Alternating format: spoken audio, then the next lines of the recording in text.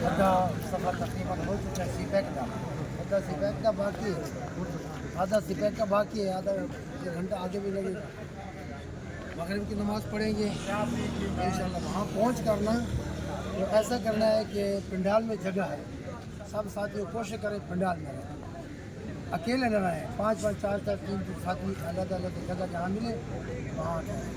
अगर वहाँ ना मिले तो मरकज़ में भी जगह होती है, मरकज़ में भी चले जाएँ।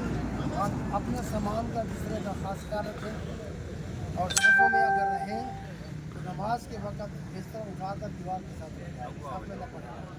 ठीक है, ये कोई बिस्तर फिर गैब नहीं होता। और फिर खाने पीने का कैंटीन, जमाती कैंटीन होती है, वहाँ पे खाना खाएं, वहाँ पे सस्ता होता है।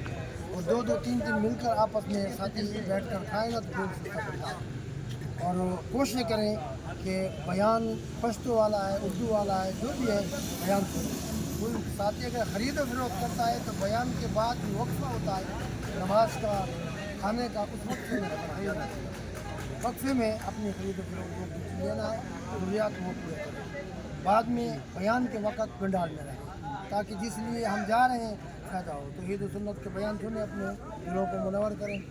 और वापस आते वक्त हम बताएंगे शायद आपस में न मिल सकें, दुआ के फ़ौरन बाद हम आते हैं, दुआ के फ़ौरन बाद पहले सुबह सवेरे हर बंदा अपना अपना बिस्तर वहाँ पहुँचा दे जहाँ गाड़ी खड़ी होगी, बिस्तर पहुँच जाए। और शॉपिंग दुआ के बाद किसी ने नहीं करनी, ताकि एक बंदे के लिए सारा डब्बा इंतज़ार में रहे। ठीक है, सारे साथी एक दूसरे साथियों का ख्याल रखें, बूढ़ों का, बच्चों का ख्याल रखें। और 2-2, 3 दिन इसलिए हो जाए ताकि साथी के ऊपर कोई परेशानी आ जाती है, दूसरे साथी को पता हो। रश बहुत ज़्यादा होता है, इंसान बार बार नहीं मिल सकता, इसलिए हर चीज़ का ख्याल रखें ताकि कोई तकलीफ़ में न पड़े।